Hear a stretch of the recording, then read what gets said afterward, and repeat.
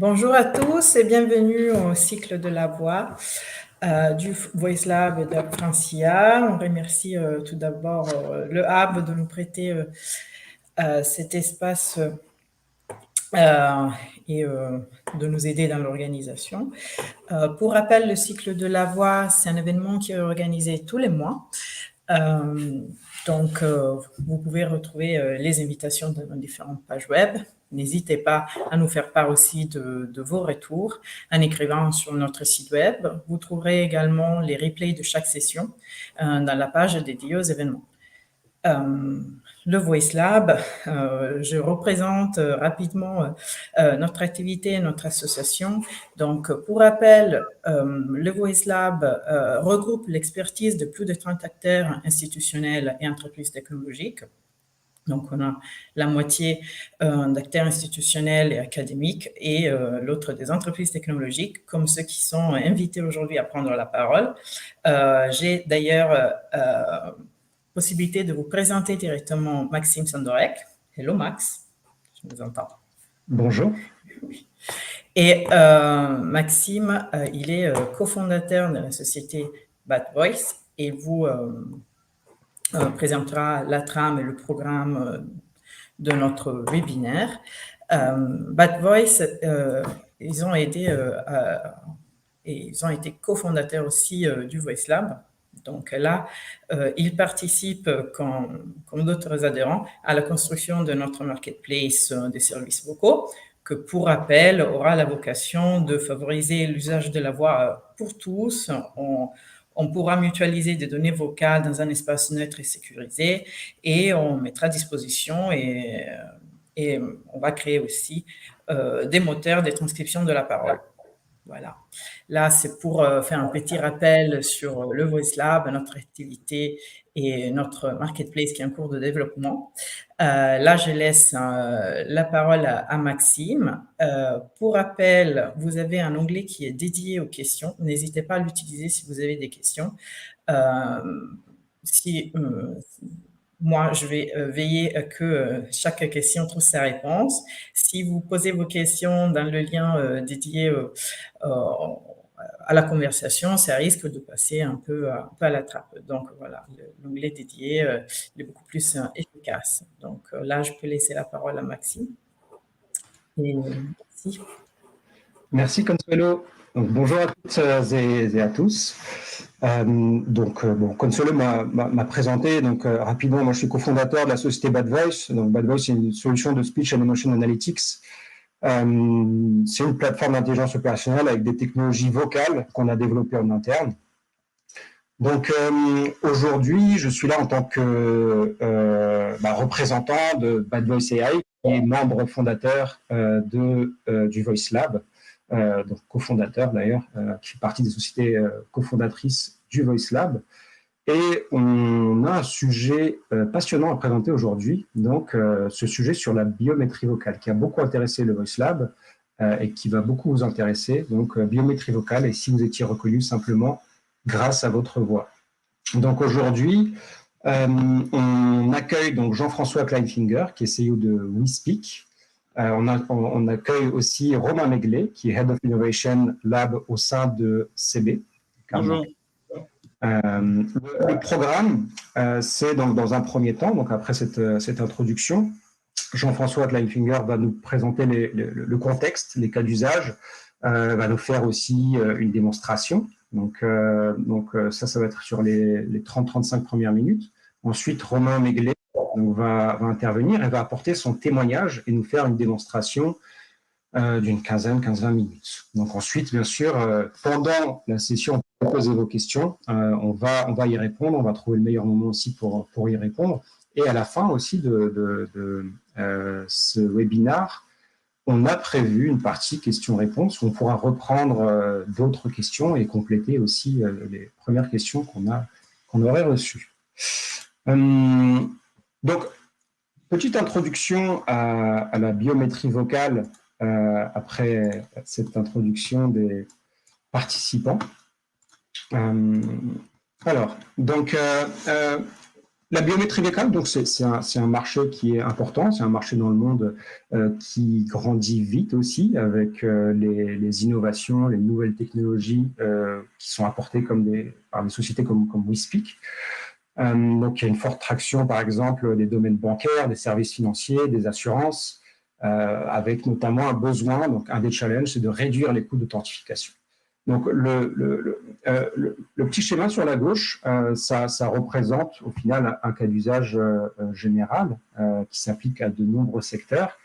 Donc, en fait, on a un utilisateur qui peut, à partir de tout point de contact, tout device, utiliser sa voix pour s'authentifier. Donc, une fois que l'utilisateur s'authentifie par la voix, c'est-à-dire prononce les mots pour permettre à WeSpeak et à la marque d'identifier l'utilisateur. Donc derrière, la voix est analysée et permet au moteur de reconnaissance de locuteur d'identifier le locuteur. Cette information revient à la marque et cette marque va voir que son utilisateur est bien identifié, est bien authentique et donc va pouvoir poursuivre en fait l'opération, la conversation. Donc, pour commencer, Jean-François Kleinfinger, qui est CEO de WeSpeak. Bonjour. Bonjour. Donc, je vais partager mon écran et partager ma présentation. Donc, quelques mots de WeSpeak. Excusez-moi, ça doit être la bonne présentation. Donc, WeSpeak, on est une jeune société. On s'est créé en juin 2020 après 2 ans de R&D dans le cadre d'un incubateur, un startup studio qui s'appelle Alacrité. On fait partie d'un certain nombre de programmes d'accélération et on a eu le plaisir d'être lauréat de la Palme Jeune Pousse 2021 de la FRC, l'Association française de la relation client. Donc, qu'est-ce qu'on fait? On est des spécialistes de la biométrie vocale, une dizaine de personnes. Alors, pourquoi la biométrie vocale? Parce qu'en fait, on a tous le même problème, c'est-à-dire qu'on appelle un centre d'appel et il faut qu'on décline le prénom de son chien, l'âge de sa grand-mère et autres informations hautement confidentielles qui sont censées démontrer notre identité. Donc, c'est pénible et c'est pas toujours très sécurisé. Et en même temps, avec un pauvre mot de passe, par exemple, sur France Connect, on peut accéder à toutes ces données fiscales et de santé. Et là, on peut considérer que c'est insuffisant. Chez WeSpeak, on pense que on ne devrait plus avoir à arbitrer au XXIe siècle, alors qu'on a des interactions digitales et distancielles de plus en plus importantes. On ne devrait plus avoir à arbitrer entre la sécurité et la fluidité. Et on pense que la voix est un élément de solution. Pourquoi? Parce que quand vous voulez faire un process d'authentification, le multifacteur devient incontournable maintenant. Et le multifacteur, c'est quoi? C'est mélanger des facteurs qui relèvent de différentes catégories. Alors, vous connaissez tous ce qu'on a, hein, la clé, le don, le badge, il y a ce qu'on sait, le fameux mot de passe ou la phrase secrète, et bien entendu, il y a ce qu'on est, qui relève de la biométrie, et de plus en plus, on devient des utilisateurs de biométrie sur nos téléphones avec le facial ou avec le digital, et on est de plus en plus habitué à utiliser ça. Maintenant, toutes les biométries ne se prêtent pas à tous les cas d'usage. L'ADN, c'est super performant, mais on ne va pas demander une goutte de sang aux gens quand ils appellent le centre d'appel, ça ne va pas bien se passer. La voix, par rapport à ça, elle a quand même 2 avantages qui sont extrêmement intéressants. Le premier, c'est que c'est le vecteur naturel d'interaction des êtres humains. Là, je suis en train de projeter quelque chose, mais je suis surtout en train de vous parler. Quand j'appelle un centre d'appel, c'est pour parler. Et donc, on parle volontiers, on parle de plus en plus à nos machines. Et donc, c'est facile d'intégrer une captation de voix dans une expérience utilisateur. Et en même temps, le corollaire de ça, c'est que justement, il y a des micros partout. Il y en a dans nos téléphones, à la base, c'est même à ça que ça sert. Il y en a dans nos ordinateurs, il y en a dans nos voitures, dans nos ascenseurs, etc., etc., etc. Donc, c'est quelque chose qui est facile à intégrer dans l'expérience utilisateur et très facile à déployer. Alors, comment ça marche? Contrairement au papier d'identité où on a une photo quelque part qu'on peut utiliser comme référence, sur la voix, il n'y a pas de référence. Donc, il va y avoir 2 phases, un peu comme un mot de passe. Il va y avoir une phase d'enrôlement et ensuite, on va pouvoir avoir des phases d'authentification. La phase d'enrôlement, ça consiste à, d'abord en amont, construire une sorte de bulle de sécurité, la même que vous utiliseriez pour modifier un mot de passe avec un lien ou avec un OTP, comme vous voulez. Et dans cette bulle de sécurité, vous allez capter un échantillon de voix qui va devenir votre référence, votre signature vocale. Donc cet échantillon de voix, on le passe dans nos réseaux de neurones qui vont extraire les caractéristiques pertinentes de votre voix, mettre ça dans un fichier qu'on va signer, qu'on va chiffrer, et donc ça va constituer une sorte de gabarit au sens de la CNIL, ou de certificat, et ce certificat, c'est la signature vocale. Ensuite, à chaque fois qu'on va vouloir, excusez-moi, à chaque fois qu'on va vouloir vous reconnaître, ou vous allez vouloir vous authentifier avec votre voix, il va suffire de prononcer quelques mots, quelques secondes suffiront, et là, on va comparer cet échantillon de voix avec votre signature vocale, et la proximité de ces deux échantillons va permettre de déterminer si vous êtes la même personne que celle qui a déposé l'échantillon. Alors, je parle de proximité parce qu'on est dans le domaine de la biométrie, donc on est sur des mesures de distance entre vecteurs et on n'est jamais sur des choses qui sont totalement alignées. Si vous vous rappelez, même sur de la biométrie digitale, il y a quelqu'un, il y a 2 ans, je crois, qui s'est fait arrêter à l'aéroport de Glasgow parce qu'on croyait que c'était Xavier de Ligonnès, parce que son empreinte digitale était très proche de celle de Xavier de Ligonnès.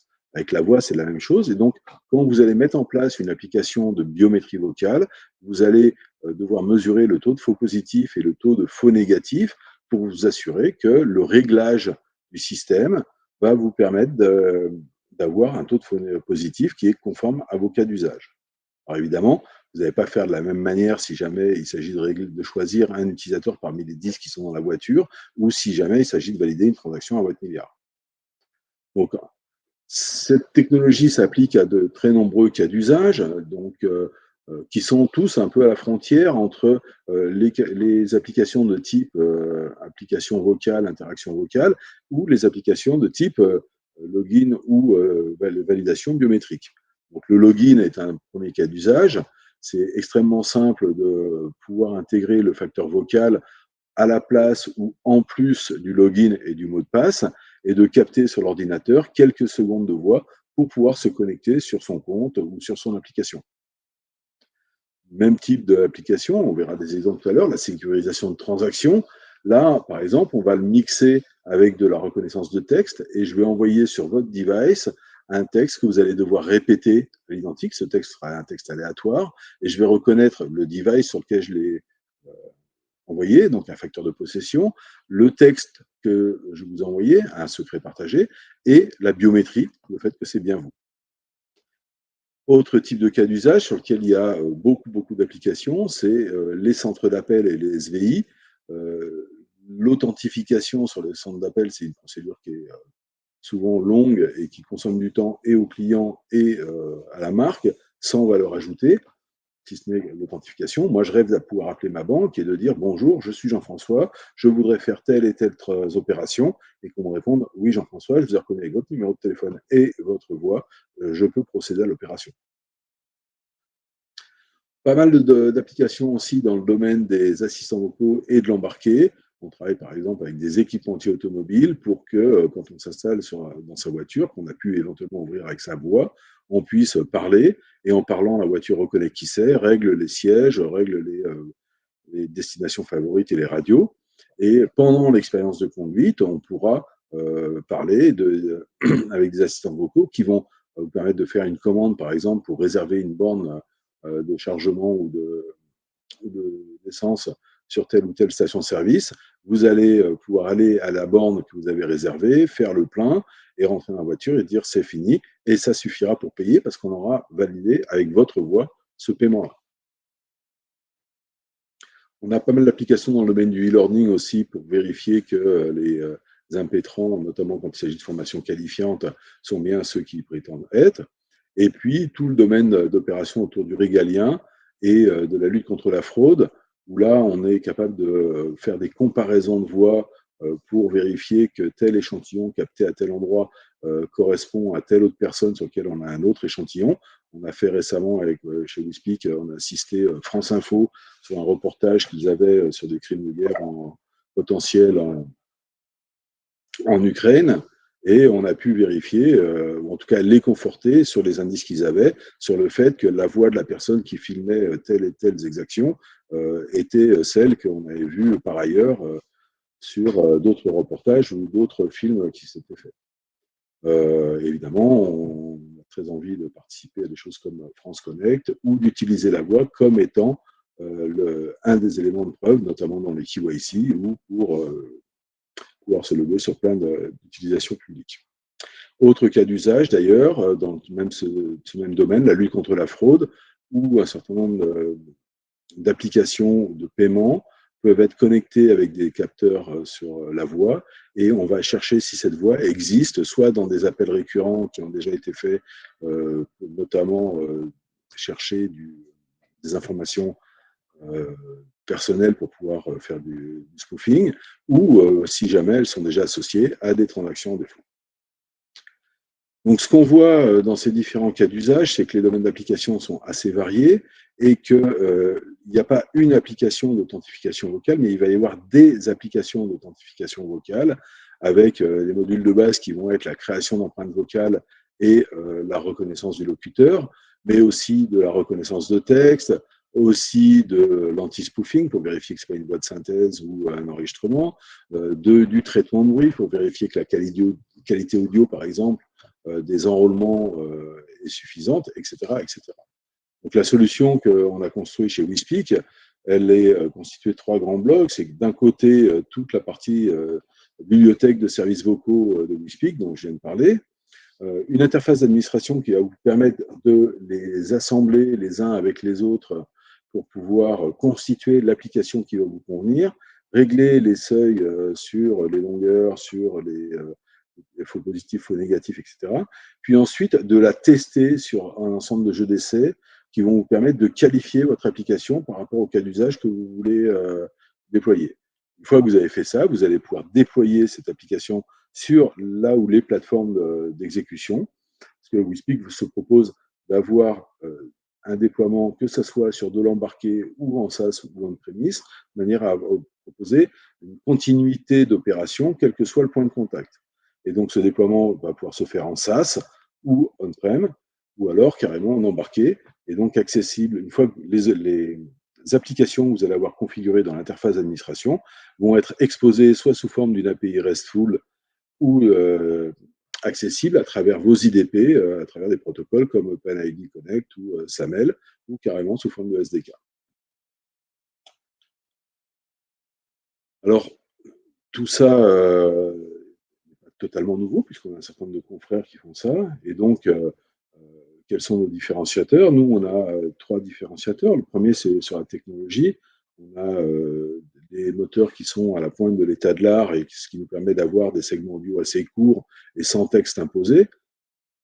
Et on a aussi assuré l'évolutivité de nos moteurs de telle sorte qu'on puisse continuer à les améliorer sans être obligé de réenrôler les gens.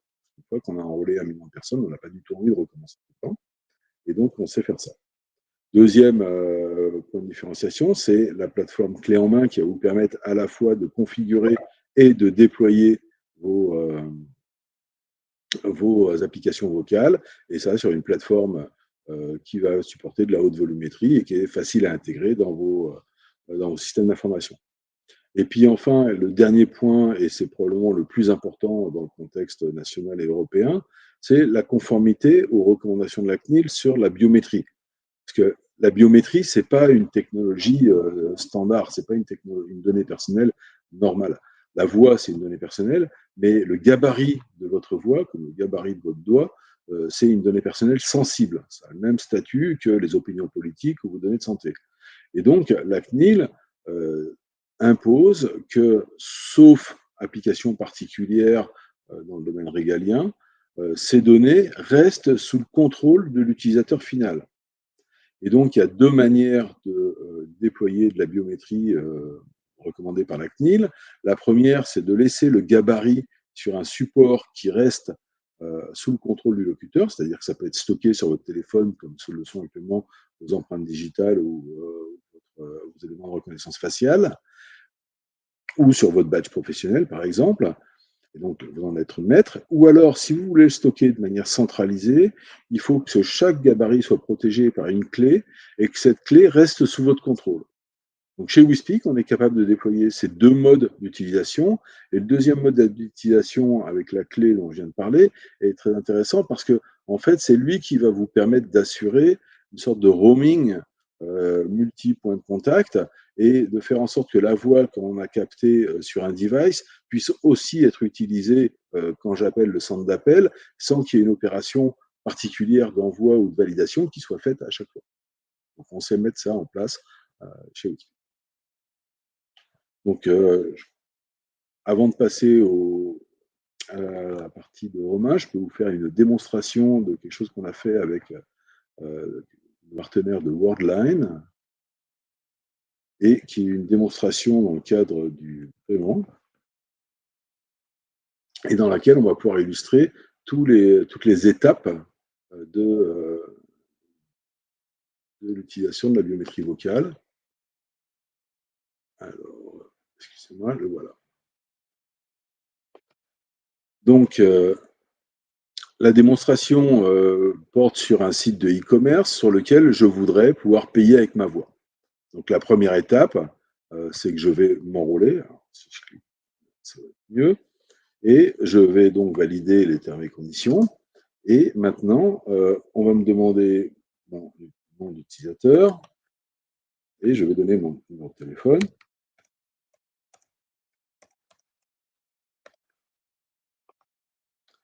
Voilà. On me propose un QR code que je vais aller flasher,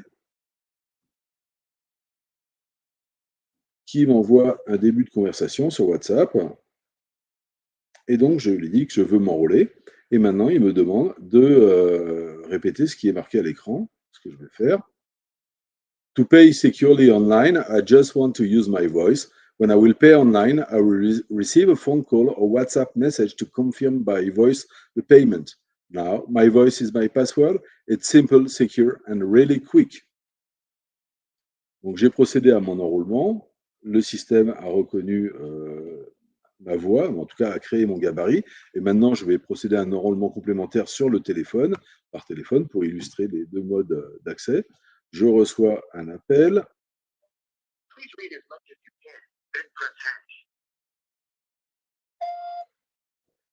To pay securely online, I just want to use my voice. When I will pay online, I will receive a phone call, a WhatsApp message to confirm by voice the payment.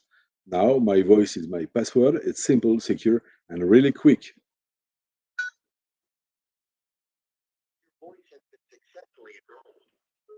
Donc, on voit que le processus d'enrôlement est quelque chose qui peut se faire de manière très simple et très fluide. Il peut être accompagné ou pas d'un agent en fonction de votre cas d'usage. Si vous êtes dans un domaine de KYC, vous allez certainement le faire pendant la confrontation KYC. Et si jamais c'est juste, on voit ici, je peux m'enrôler sur mon compte client. Donc maintenant, je vais utiliser ces différents moyens pour illustrer un paiement. Donc on va simuler un paiement par téléphone. Donc, je reçois toujours l'appel.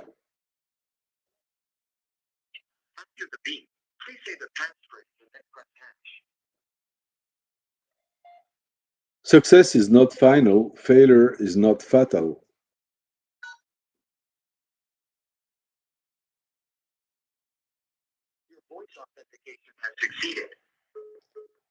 Donc on voit que là, j'ai pu parler de manière assez rapide. Il a reconnu et la phrase et ma voix, et j'ai validé le paiement. C'est une démo qui coûte cher, hein, 1 800 € à chaque fois, mais je veux bien la refaire sur WhatsApp pour montrer que ça marche aussi. Voilà. Donc là, je reçois un message WhatsApp. Je vais parler. Be original and find your inner voice.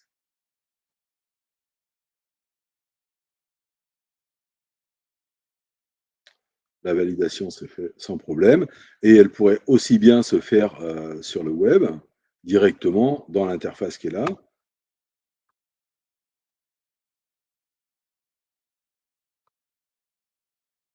He loves to play basketball and tennis.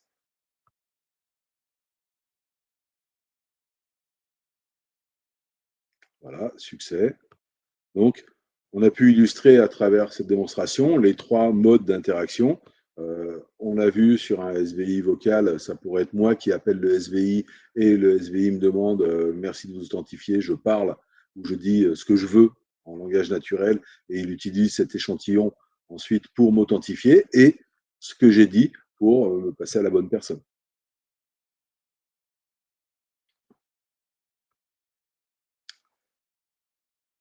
Voilà, j'en ai fini pour ma présentation. On pourra faire d'autres démonstrations si vous le souhaitez par la suite. Alors, je suis en train de revenir. J'ai changé d'écouteur. J'ai eu l'information que ce n'était pas saturé. Surtout, dites-moi si ça continue. Je changerai encore pour un 3e. Merci beaucoup, Jean-François, pour cette première partie, pour cette présentation, pour cette démonstration. On a plusieurs questions. Donc, on va les prendre peut-être dans l'ordre d'arrivée. Jean-François. Donc, Gérard Chollet demande, est-ce que l'anti-spoofing est efficace? Il me semble que la synthèse vocale et la conversion de voix ont fait de gros progrès. Est-ce que Jean-François, tu peux rappeler ce qu'est l'anti-spoofing? Alors, l'anti-spoofing, c'est l'anti-usurpation, de manière littérale. Donc, il y a plusieurs usurpations potentielles et on distingue généralement les attaques dites physiques, qui sont un enregistrement qu'on rejoue, ou les attaques dites logiques, qui sont plutôt du domaine de la voix de synthèse. Donc, est-ce que c'est 100% bulletproof? Non, c'est pas 100% bulletproof, mais de la même manière qu'on peut, avec un peu de silicone et de bonne volonté, arriver à spoofer une empreinte digitale. Et donc, c'est toujours une course entre les gendarmes et les voleurs. Aujourd'hui, on a développé une gamme de moteurs d'anti-spoofing qu'on est en train d'améliorer et on pense qu'on va pouvoir avoir quelque chose qui sera au-dessus des 99% de satisfaction. Sachant qu'un autre élément de réponse quand même sur la base de l'anti-spoofing, c'est que comme dans tout processus d'authentification, il faut être multifacteur. Donc, si jamais je veux faire une authentification sur mon ordinateur, probablement que je vais utiliser une signature qui soit propre à l'ordinateur lui-même, plus la voix, plus éventuellement un login ou un password. Sur mon téléphone, le numéro de téléphone en tant que tel est déjà un numéro. C'est sûr que si on met des moyens de type mission impossible, il n'y a pas de protection qui tienne. Très bien, merci beaucoup Jean-François. J'ai une deuxième question. Donc, de Jean-Marc. Qu'est-ce qui empêche de tromper les systèmes avec des deepfakes audio de qualité, s'il vous plaît? Ben, pareil. En fait, quand on fait de l'anti-spoofing, c'est une question convaincante, ce qu'on repère, c'est un certain nombre d'artefacts qu'on va trouver soit dans le fait de rejouer un enregistrement d'un micro, d'un haut-parleur vers un micro, ce qui n'est pas tout à fait la même chose que de parler directement dans le micro, ou l'autre type, c'est que quand on fait de la synthèse vocale, il reste quand même des artefacts dans les sons qui sont émis, qui ne sont pas forcément audibles à l'oreille ou que l'oreille masque et que un système de reconnaissance de type réseau de neurones va pouvoir détecter. Donc, les résultats qu'on obtient sur des nouveaux moteurs sont, j'allais dire, modestes, c'est-à-dire qu'ils vont être aux alentours de 80%, mais par contre, dès qu'on a entraîné notre moteur sur la base des outils de synthèse déjà connus, là, on obtient des taux qui sont plus proches des 99.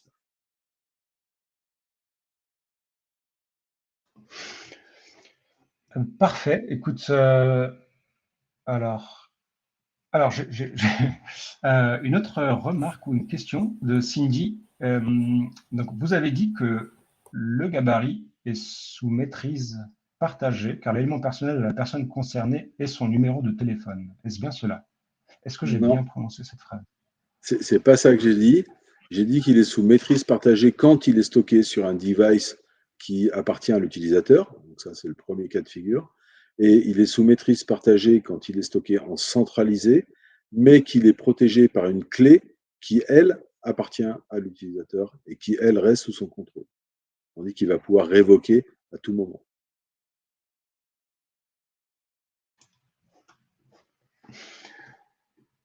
Très bien.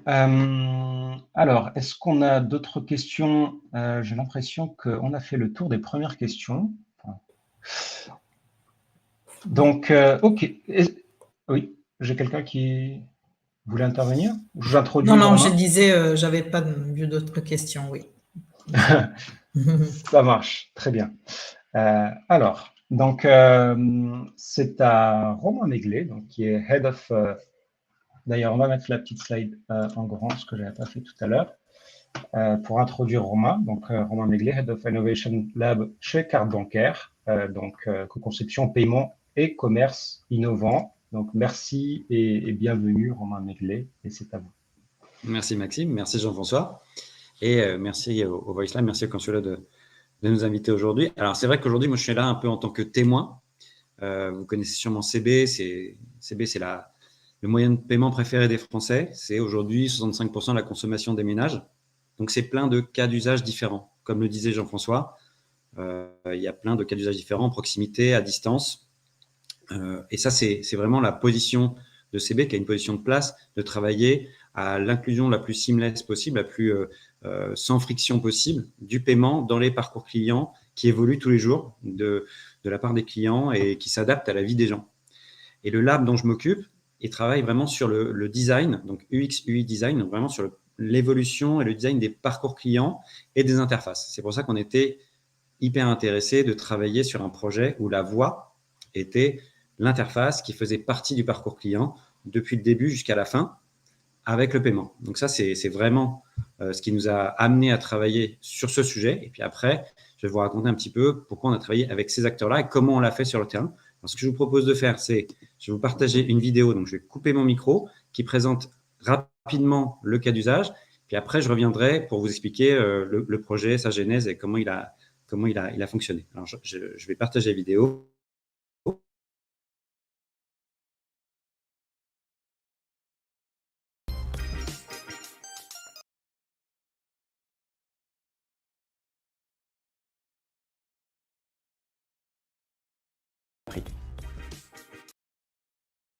Voilà, je vous partage la vidéo, je me mets directement au bon endroit et je vous partage justement le cas d'usage que je vais vous présenter. Veux-tu faire le plein ou ajouter du diesel pour un montant particulier? Aujourd'hui, que pour 15 €. Prépaiement en cours. Déblocage de l'app. C'est tout bon. Tu peux aller te servir. La voix, c'est un canal d'échange naturel avec le commerçant quand on est en magasin. Il faut aussi que ce soit une interface de confiance quand on achète en magasin, mais pas seulement, aussi sur le e-commerce ou sur les apps. On s'est posé plein de nouvelles questions par rapport à ces parcours d'achat innovants, quel ton employer et comment accompagner au mieux les besoins du client. Avec nos partenaires, Worldline et Newport, on a testé sur le terrain de l'achat de carburant en station-service par la voix. C'est pas seulement dire ce que je veux, un peu comme avec les assistants vocaux, mais également faire le paiement, valider le paiement, faire ce qu'on appelle l'authentification vocale grâce à ce nouveau médium. Donc en termes de parcours client, c'était très intéressant, les résultats sont très bons, on est très satisfait et on a hâte de voir ce que nous réserve le futur sur des itérations mais dans d'autres cas d'usage, mais aussi sur d'autres modes de biométrie.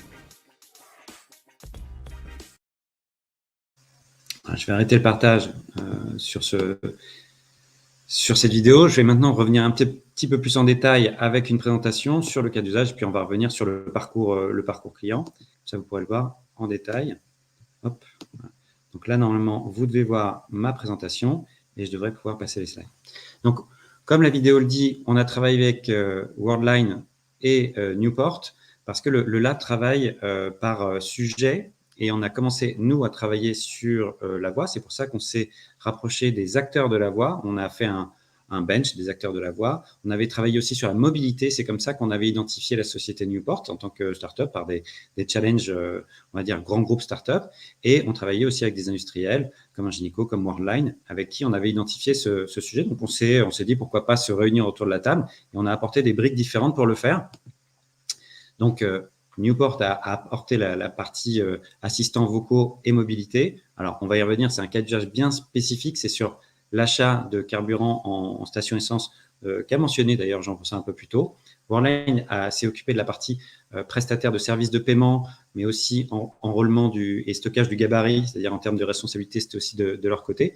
Et côté CB, côté réseau de transactions par carte, on a bien vérifié que que le chemin était le bon, que la transaction se passait bien de A à Z, de bout en bout, parce qu'on a vraiment testé ces transactions sur le terrain. Donc ça, c'est très important. La démo que vous pouvez revoir et retrouver sur la vidéo sur Internet, et je donnerai le lien à la limite dans le chat, c'est vraiment quelque chose qui a été testé sur le terrain. La démo n'est qu'un reflet a posteriori de ce qu'on a testé sur le terrain, vraiment en pompe à essence. C'est intéressant parce que pour ces types de matériel, il y a plusieurs cas d'usage sur les assistants vocaux, sur le marché. Il y a quelques chiffres qui ont été avancés. Il y a aussi des enjeux de souveraineté, c'est-à-dire que là, il se trouve qu'on a réussi à travailler avec des acteurs français. Donc, on est très heureux de l'avoir fait, mais c'est des sujets mondiaux. Donc, c'est important aussi quand on a vu qu'en mobilité et en voix sur le sujet, il y avait vraiment un vivier. Et c'est pour ça que d'ailleurs, CB et le Lab sont adhérents du Voice Lab. On a vu qu'il y avait vraiment un terreau très important et vif d'acteurs sur le sujet, dont WeSpeak fait partie. Donc, on est très heureux d'avoir pu tester ce terreau et ces acteurs. Alors, pourquoi la mobilité? Alors déjà, parce que c'est une chaîne assez complexe à mettre en place.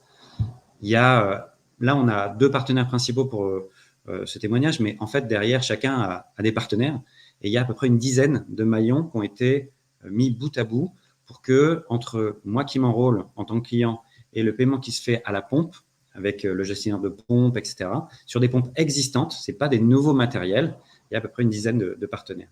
On est donc en mobilité. C'est une situation où l'usage des mains n'est pas idéal. On a aussi des cas d'usage qui pourraient être le paiement à domicile, mais là, on est sur ce cas d'usage en mobilité. Il y avait aussi un intérêt sur une expérimentation avec un catalogue peu fourni, c'est-à-dire qu'en station essence, on a 4-5 produits, donc c'est plus facile d'entraîner, pour une première version en tout cas, les moteurs. Ce sont des achats avec une fréquence récurrente, ce qui permet de tester les habitudes et de tester justement le parcours client. Et puis, comme je disais, les matériels de type encaissement aux pompes à essence, c'est des matériels qui sont longs à faire migrer, à faire évoluer. Et là, on a réussi à leur faire accepter le paiement par la voix de façon logicielle, sans modification du hardware. Donc, c'est quelque chose de très rapide. On l'a fait instantanément. C'est-à-dire qu'aujourd'hui, quasiment toutes les pompes à essence sont compatibles avec l'expérimentation qu'on a faite et que cette expérimentation, elle peut être scalée, elle peut être mise à l'échelle nationale. Donc ça, c'est vraiment des points très positifs. On a démarré en 2020, mais il y a eu un rapprochement dont vous avez peut-être entendu parler entre les 2 acteurs français que sont Ingenico et Worldline. Donc, on a commencé avec Ingenico qui a été racheté par Worldline. On a repris avec les équipes Worldline dédiées. Et on a identifié sur le terrain un partenaire local qui était le détaillant Leclerc avec les pompes à essence à Argentan, donc vraiment dans l'ouest de la France. Un point et un Friends and Family, ce qu'on appelle une petite expérimentation, ce qui est mieux pour démarrer d'une vingtaine de personnes. Mais vraiment, on a un parcours client en conditions réelles et de bout en bout. On l'a fait en conditions avec du bruit, donc c'était vraiment, il y avait les autres clients autour. C'était pas du tout en mode démo ou en mode lab. C'était vraiment sur le terrain. Les rôles, je vais passer rapidement dessus, j'en ai déjà parlé un petit peu, mais il y a plus d'infos sur cette slide sur les différentes briques qu'il faut mettre en face les unes des autres, avec des connecteurs, des interfaces et puis des briques de responsabilité. Cette présentation, de toute façon, je la laisserai à la disposition des inscrits. Rapidement, les grandes phases, il y a eu la co-construction des parcours, le design des écrans, le développement et la mise en œuvre de l'application des services, et bien sûr les tests, les évolutions, les itérations. Et puis ensuite, il y a eu aussi, cette expérimentation elle a permis de tester non seulement l'appétence marketing, on va dire, et puis l'appétence client pour un parcours client et des interfaces. Je crois que c'est Jean-François qui le disait, il faut allier simplicité, fluidité et sécurité. Tout ce qui sort du Lab by CB doit être secure by design. Donc, le multifacteur pour authentification forte, c'est des choses qu'on connaît et qu'on met en place, que ce soit en paiement de proximité ou en vente à distance, avec la vente à distance sécurisée, avec l'authentification forte. Donc, c'est des choses qui nous parlent. Donc, on a testé aussi la sécurité, hein, je vais y revenir, mais sans aller dans le détail, le fonctionnel, hein, le raccordement des 10 maillons entre eux, et puis aussi, justement, la biométrie et l'utilisation de la biométrie comme une preuve d'authentification. D'où un test et recueil des retours d'expérience. Je vais passer assez vite, mais on a utilisé des outils de collaboration de type Miro, de distanciel, outils collaboratifs. On a fait plusieurs ateliers. L'UX est très important parce qu'il y a deux grandes phases dont a également parlé Jean-François, l'enrôlement et le paiement. Donc, l'enrôlement, il se fait à la maison, mais je vais revenir, et le paiement, il se fait in situ. Et à chaque fois, il y a un moment où l'utilisation du moyen de paiement est importante, ne doit pas être négligée, on doit être pris par la main, mais ça doit rester très fluide. Donc, le design, il a été fait de façon minimaliste, simple et clair. On a pris une approche qui doit être à la fois très compréhensible, on doit être pris par la main, mais ça doit être rapide et simple tout en restant sécurisé. Alors maintenant, je vais aller un tout petit peu plus dans le parcours client. Il y a donc deux phases, l'enrôlement et le paiement. Pour la phase d'enrôlement, pareil, il y aura des vidéos si vous voulez un peu plus dans le détail, mais on est donc, on va dire, chez soi, à partir du moment où on télécharge l'application sur son device personnel qui est son téléphone, on va saisir son nom, son prénom, son email, on va cocher effectivement le fait qu'en termes de finalité, pour la CNIL, en termes de respect du RGPD, on va utiliser cette application pour des paiements dans le cadre d'une finalité claire pour le consommateur. On va saisir aussi ensuite les informations liées à la carte de paiement. C'est comme quand on enregistre sa carte dans une application. Donc là, il y a une authentification forte du client à ce moment-là. Et puis ensuite, on va enregistrer l'empreinte vocale de l'utilisateur. Donc là, comme ça, on a l'impression que c'est bien différencié en termes de rôle, mais on a travaillé vraiment avec les autres parties pour que chaque partie se réponde de façon naturelle et fluide. Et il y a plein de petites choses. Chacun connaît, on va dire, sa partie. Et sur la partie enrôlement de la carte, il y a des choses qu'on a pu faire de façon perméable avec nos partenaires. D'ailleurs, on le citait un petit peu, je vais essayer de revenir en arrière. Hop, voilà. Sur l'enregistrement de l'échantillon vocal, comme l'enrôlement est lié au téléphone, on télécharge l'application, il est nécessaire au moment de l'utilisation, après l'enrôlement, pour le paiement. Donc, il est nécessaire de s'enrôler à nouveau si j'utilise un nouveau téléphone. Donc, dans les deux facteurs dont on parlait tout à l'heure sur 3, la possession du téléphone, le savoir-faire pour le déverrouiller, et puis ce que je suis, c'est-à-dire mon empreinte vocale, sont nécessaires pour l'utilisation. Ça fait au moins 2 facteurs. À la pompe, ce qui va se passer, c'est que je vais être cette fois-ci, pareil, on vous a mis une petite vidéo que je ne vais pas lancer, mais que vous pourrez regarder. Je suis dans mon véhicule. Je vais, soit parce que je suis déjà en mode GPS, soit parce que je vais lancer l'application, parce que je veux faire du carburant, dire que je veux faire du carburant, je vais dire que je veux faire le plein, on va m'adresser, on va me demander à quelle pompe je suis, je vais énoncer à quelle pompe je suis, on va me demander ce que je désire, si c'est comme dans mes préférences, dans mon profil que lors de l'enrôlement du sans-plomb, ou si je dois pouvoir changer à tout moment. Ce sont des préférences, mais je dois pouvoir en changer.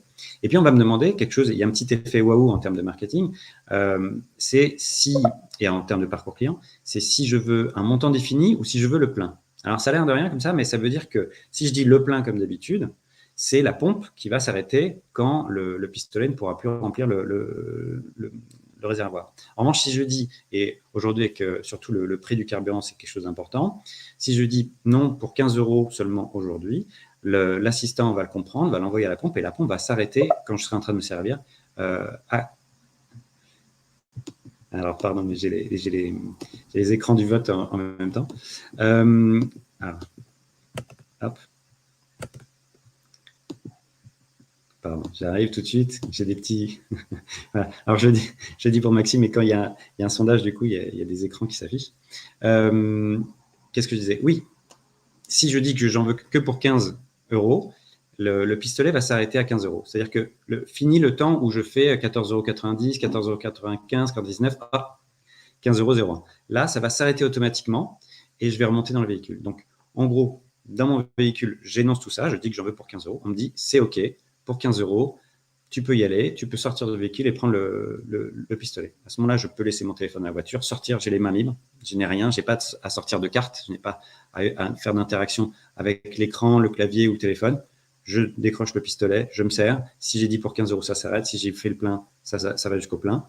Je remonte dans le véhicule et là, on me dit, voilà, le montant final est de, donc si c'est le plein, le montant à calculer, si c'est 15 euros, 15 euros ou autre, c'est ce que j'aurais énoncé. Et on me dit, voilà, c'est le débit qui va être fait, c'est le montant final qui va être débité sur votre compte.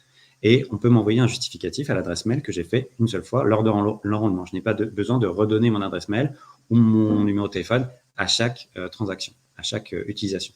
Donc, c'est quelque chose d'assez simple et qui nous a permis d'avoir des retours d'expérience. Nous, on l'a fait pendant 2 mois ou 3 mois, vraiment à hauteur de 20 personnes.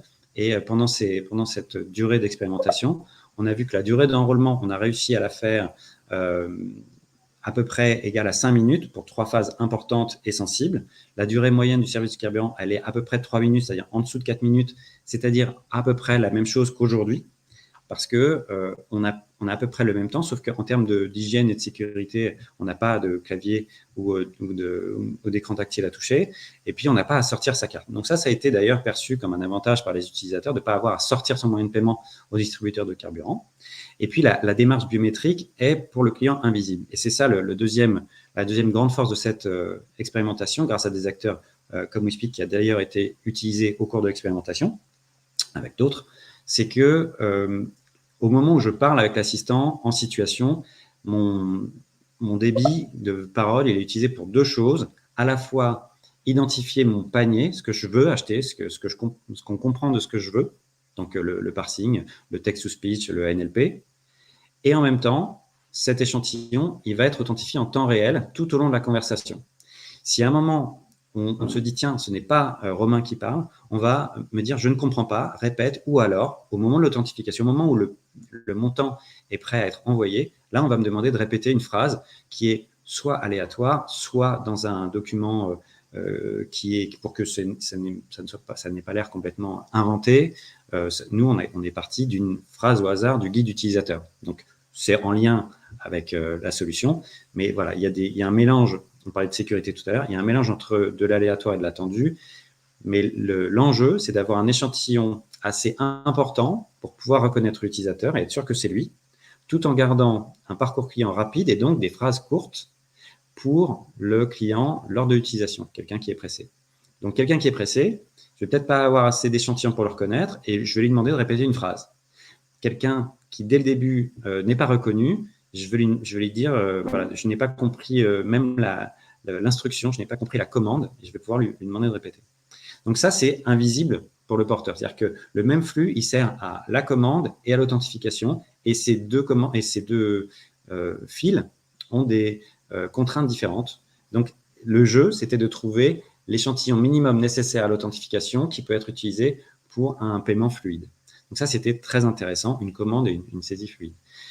Donc, une image aussi d'innovation perçue par l'enseigne, le détaillant, très forte, sachant que c'est sur une pompe existante. Donc, vraiment quelque chose où on peut mettre à l'échelle.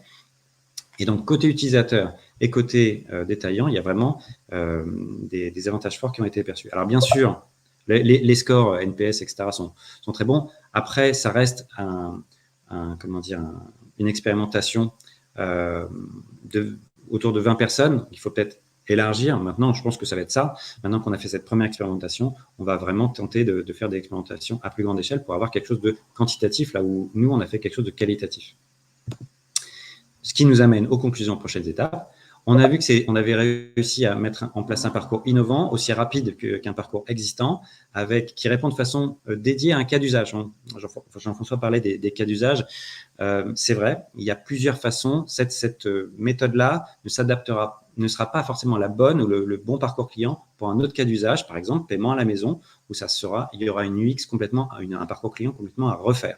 En revanche, on l'a vu, ne pas avoir à sortir son moyen de paiement, c'est rassurant à un distributeur de carburant. C'est quelque chose qui est bien perçu. Il y a plusieurs choses qui doivent être adaptées au parcours client.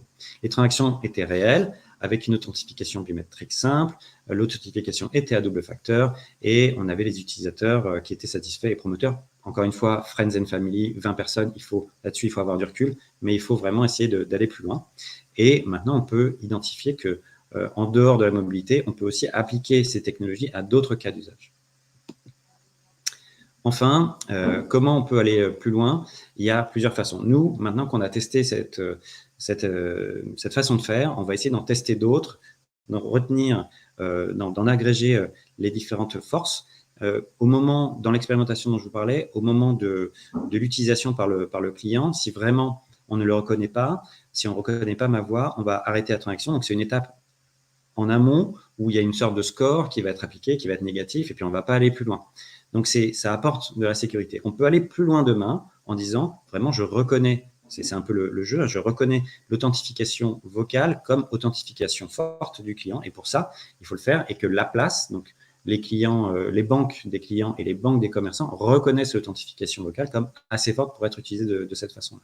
Donc, c'est là-dessus qu'on va travailler. Mais en attendant, on peut continuer à travailler à des expérimentations dans d'autres cas d'usage ou sur les mêmes cas d'usage, mais de façon plus étendue. Il y a plusieurs façons de le faire. La réglementation, qui est la DSP2, demande maintenant, depuis le 1er janvier, une authentification forte, non seulement à l'enrôlement, mais aussi lors des paiements, à chaque paiement au-dessus de 30 €.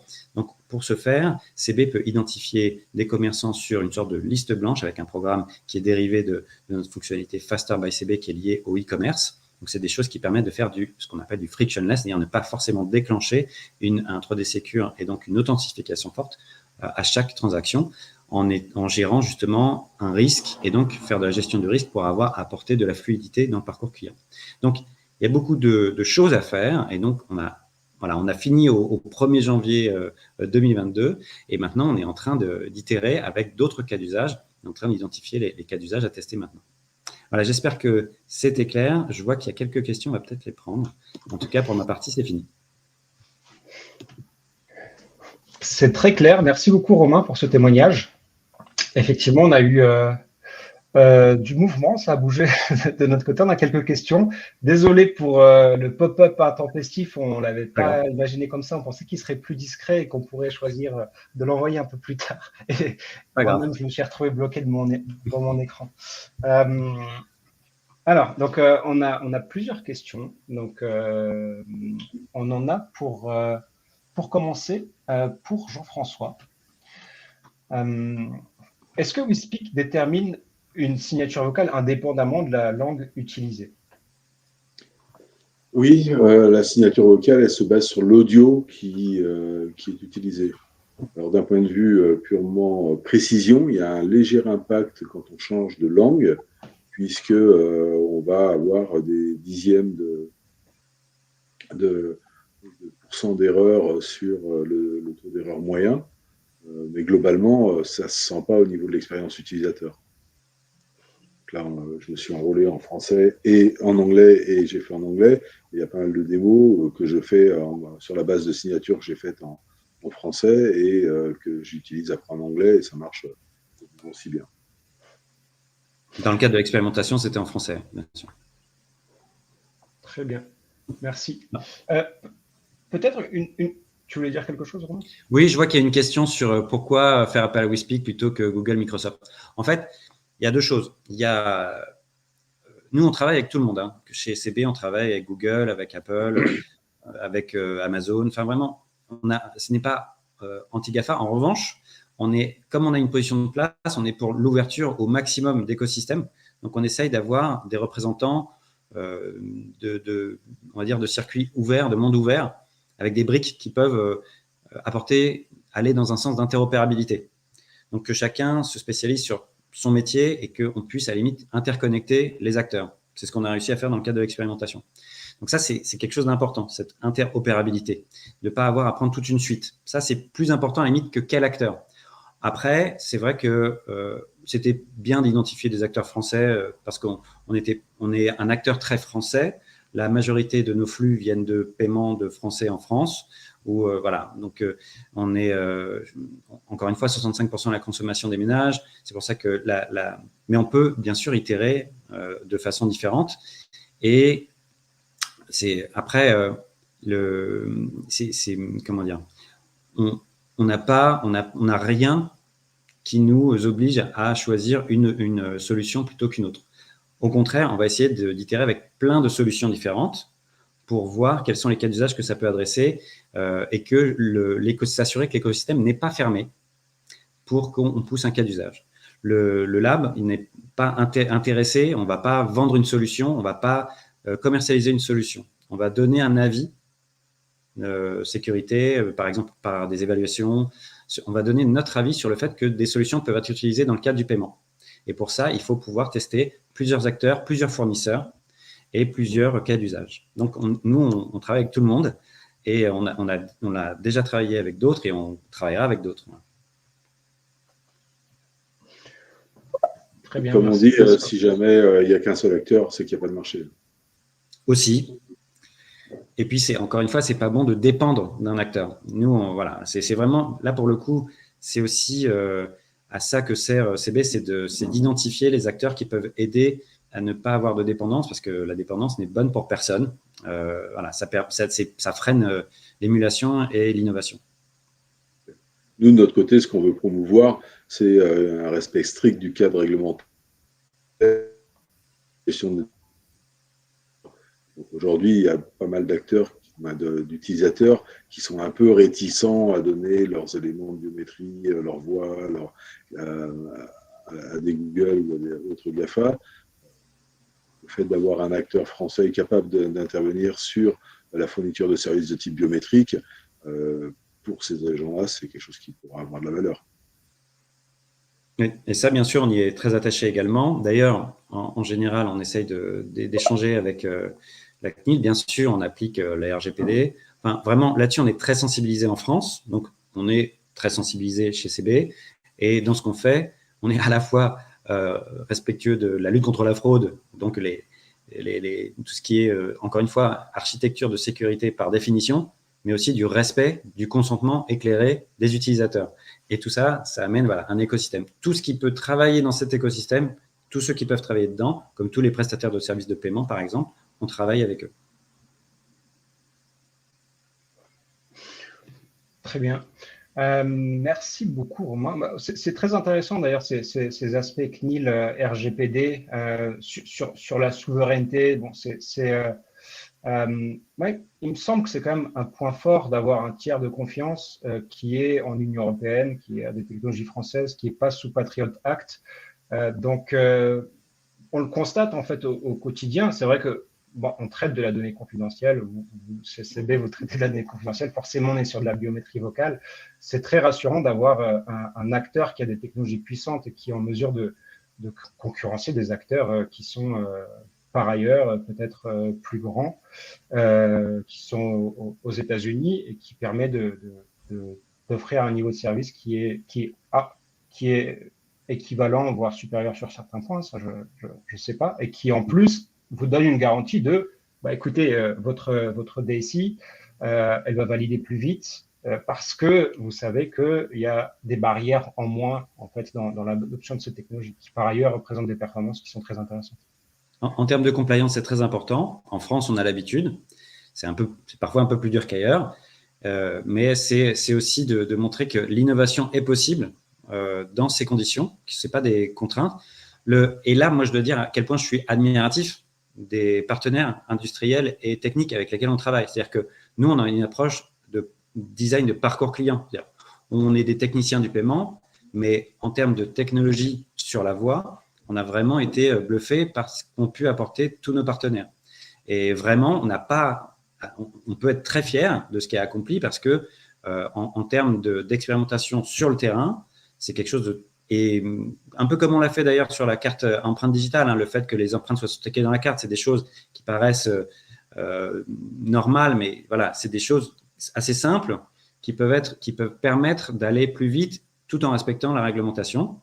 Donc, ce savoir-faire, on va dire français, sur RGPD, DSP2, et puis sur la sécurité aussi, il faut s'en servir pour justement pouvoir aller plus vite. Il faut vraiment garder à l'idée que ce qui a été fait, ce qui aujourd'hui est fait en termes d'expérimentation ou de paiement réel par la voie, dans le respect de la CNIL et de la RGPD, c'est quand même très fort, même au niveau, je veux dire, au niveau international. C'est vraiment, on va aussi vite que des géants. Donc, bravo à vous.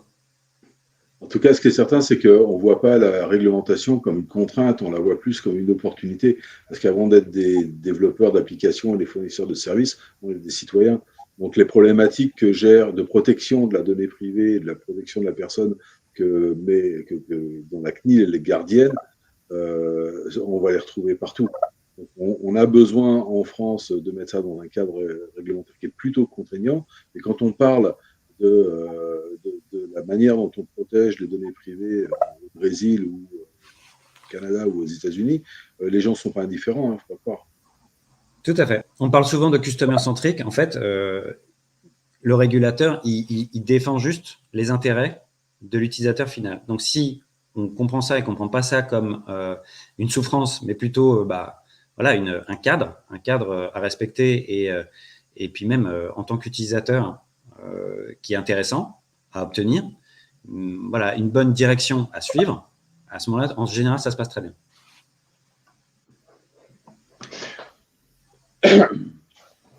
Ok. Alors, on a encore d'autres questions.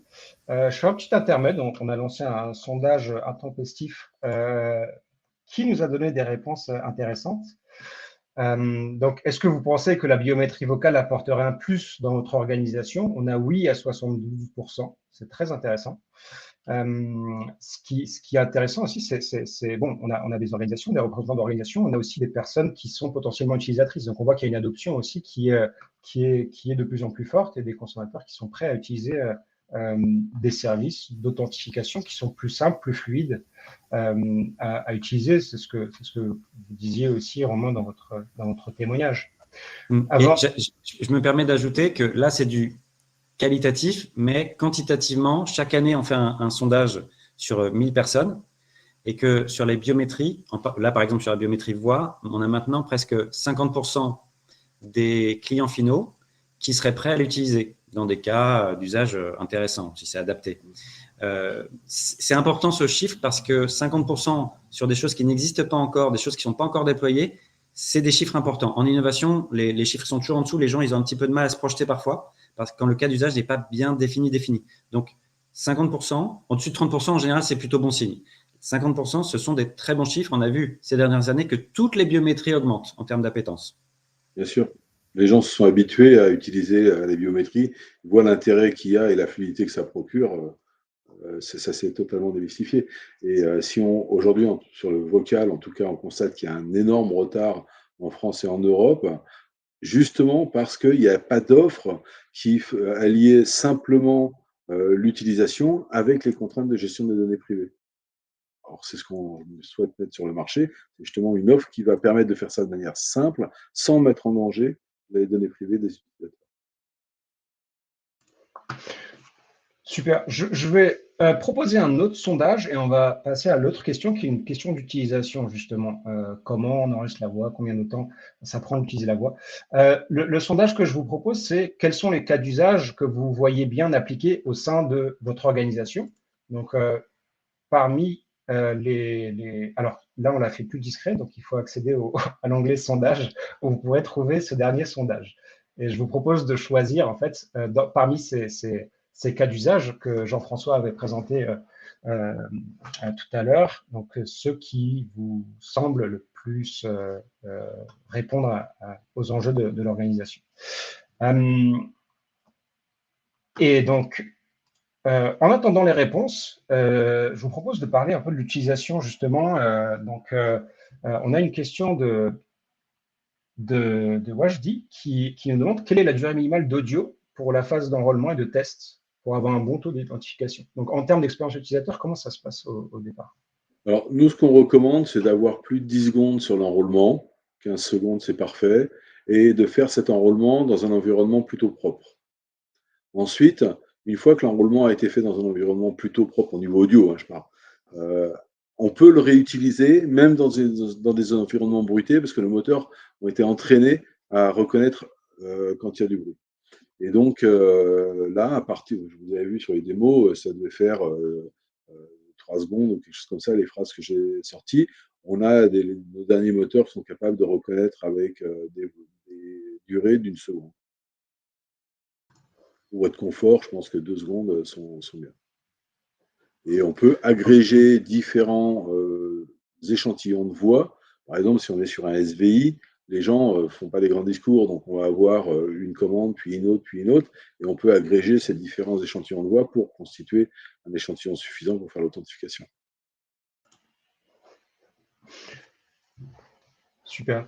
Merci Jean-François. Donc, on a une question de Cindy aussi sur donc l'expérience aussi et l'expérience utilisateur. Donc, tout à l'heure, on vous voyait lire des phrases et je n'ai pas vu si c'était possible que la phrase soit lue, ce qui serait pratique pour les personnes aveugles, par exemple. Donc, l'enregistrement est systématiquement basé sur une phrase à lire ou peu importe en fait Non, qu'on peu dit. importe. Je peux vous faire une démo de login, par exemple, là, où je peux parler naturellement et il suffit que je parle comme je parle là et ça me connecte.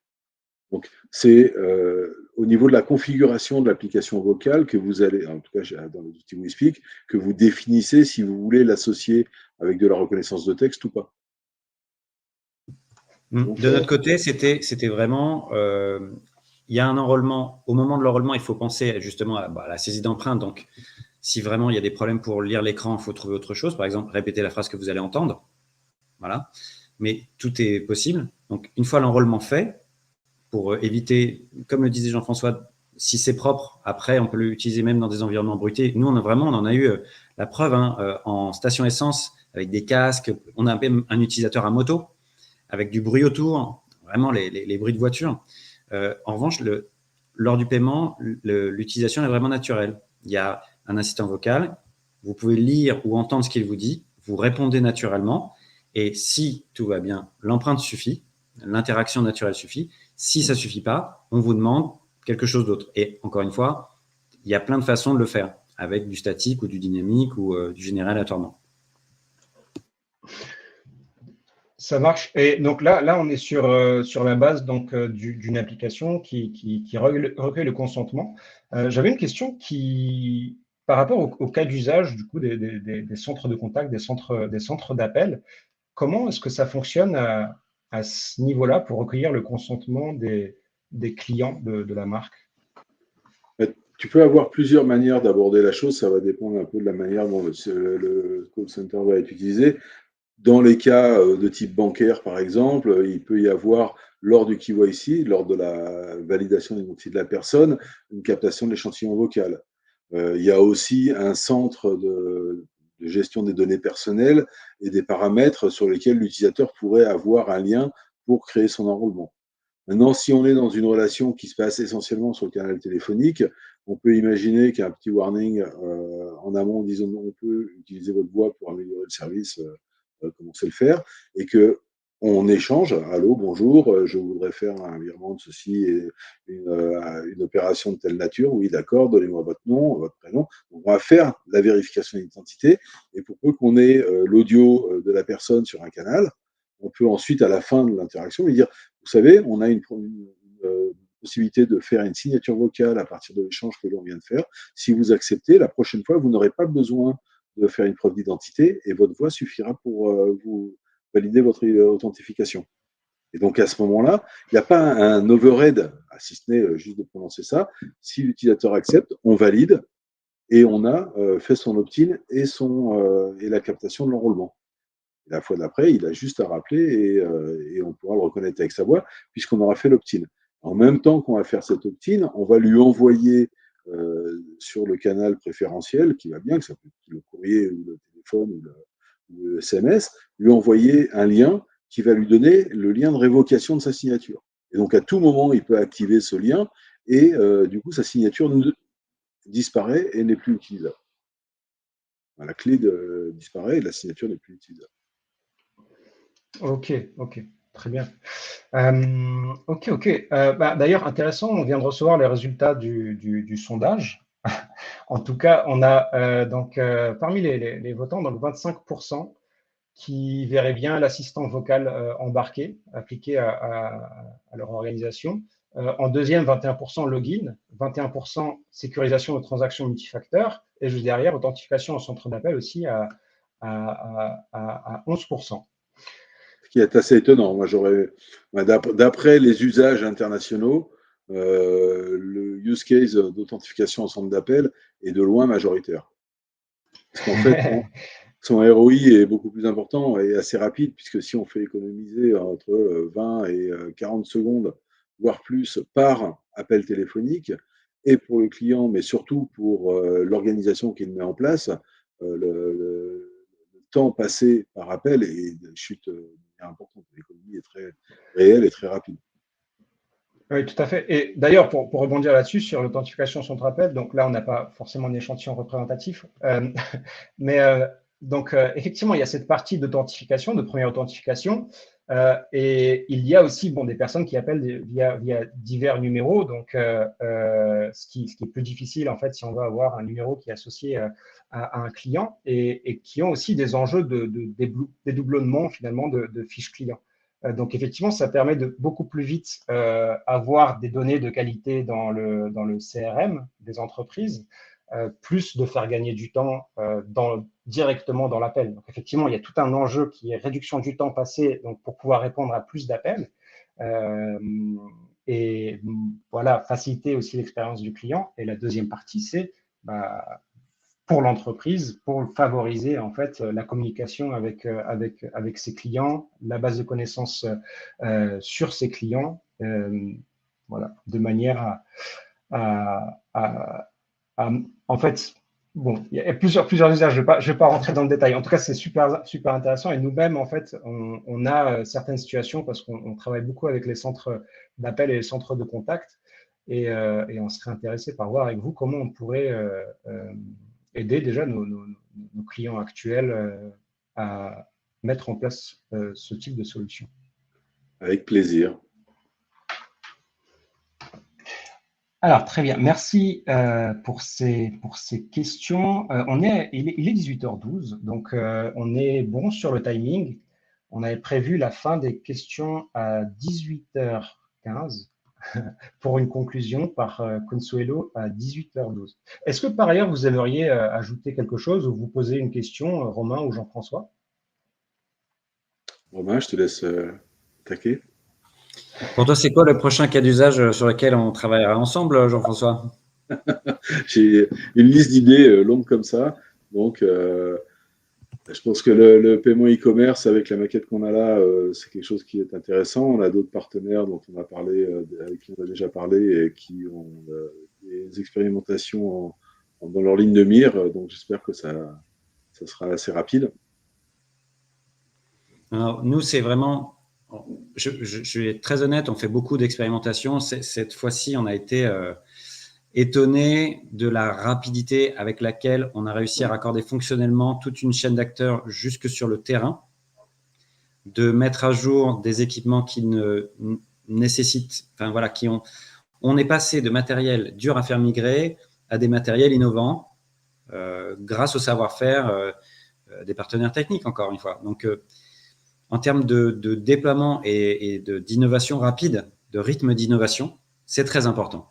Parce que quand on dit, tiens, c'est aussi pour ça qu'on a travaillé sur les empreintes digitales sur la carte plutôt que sur le terminal au lab, parce qu'il y avait déjà eu des tentatives sur le terminal. C'est juste qu'après, derrière, il faut diffuser le terminal et c'est long.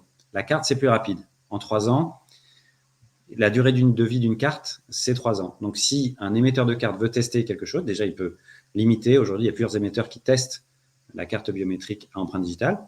C'est un peu pareil pour la voix. Si on arrive à voir que logiciellement, on peut mettre à jour des choses qui sont difficiles à faire migrer, qui prennent des années, et là, en une nuit, c'est fait, on gagne un temps d'innovation fou. Donc, c'est vraiment enthousiasmant, vraiment, en termes d'expérimentation, c'est vraiment enthousiasmant. Et c'est pour ça qu'on fait aussi partie, CB et le Lab, du Voice Lab, pour pouvoir aider à identifier sur notre petite partie paiement les cas d'usage, on va dire, le savoir-faire paiement qu'on a, contrairement au savoir-faire voice que nous, on n'a pas à la base, mais vraiment pour apporter cette brique, on va dire, commerce, facilitant commerce, qui est quand même un cas d'usage important pour les acteurs de la voix, je pense, voilà, que ce soit commerce de proximité, commerce e-commerce, c'est quelque chose d'important. Donc, il y a des marchés importants et on est heureux d'accompagner les expérimentations dans ce cadre-là. En tout cas, du point de vue de petits acteurs que nous sommes, de voir que des organisations quand même extrêmement structurées avec de nombreux partenariats, de nombreuses ramifications sont innovantes et sont suffisamment agiles pour mettre en place ce genre d'expérimentation dans des délais courts, c'est incroyable. C'est vraiment un signe de vitalité très, très encourageant et très, très enthousiasmant. Tout à fait d'accord. De notre point de vue, si je peux conclure, c'est on pense que la voix, c'est un outil qui est extrêmement intéressant parce que le nombre de micros déployés, il est gigantesque, il y en a partout. Donc, c'est vraiment facile de trouver le point de contact sur lequel on va pouvoir faire la captation vocale. Et du point de vue de l'utilisateur, ce qu'on se dit, c'est que demain, on aura tous déposé notre signature vocale quelque part et qu'on aura envie de la déposer une fois quelque part, on espère chez WeSpeak, et puis de pouvoir s'authentifier non seulement sur sa station-service, mais aussi à sa banque, puis chez son assurance ou sur Pôle emploi, pour ceux qui ne savent pas, etc. Et que ça devienne quelque part un moyen banal d'authentification. Et nous, on essaiera de se positionner en tant que Voice ID provider dans ce contexte. Merci pour cette conclusion, Jean-François. Merci à tous. Je vais passer la main à Consuelo qui va conclure. Bah oui, merci déjà Jean-François, Romain, Maxime pour cette session. Notre 6e conférence voilà, se termine là. Comme Francia vous a rappelé via la conversation dans le chat, il y a les replays qui sont disponibles sur YouTube à partir de demain, donc sur la chaîne YouTube de Francia. Sinon, sur notre site web, je vous ai laissé le lien directement ici dans le chat. Et nous, on vous attend pour le prochain cycle de la voix du mois de juin, qui aura lieu vers la fin du mois de juin. Donc, encore, on est en train de l'organiser, mais vous serez tous mis au courant de ce que ça sera le sujet. Mais toujours, bien évidemment, autour de la voix. On est toujours là pour parler Voice Tech. Et surtout, n'hésitez pas à nous faire part de vos retours via les pages web ou directement via l'adresse mail de notre site web, que pour rappel contact@levoicelab.org. Et aussi, si vous avez besoin ou envie de contacter, bien évidemment, Jean-François et Romain, voilà, n'hésitez pas à vous adresser vers nous. On vous mettra très volontiers en contact avec eux. Donc voilà, là c'est bon, j'ai terminé. S'il n'y a pas de questions, je vous remercie. Eh bien, merci à tous aussi de votre attention et de vos questions. Merci beaucoup. Merci beaucoup. Merci. Merci à tous. Merci à toutes. Et merci à Romain. Et merci Maxime. Merci Consuelo pour l'organisation. À bientôt. Merci Francia. Merci Cindy. Au revoir. Merci, à bientôt. Au revoir.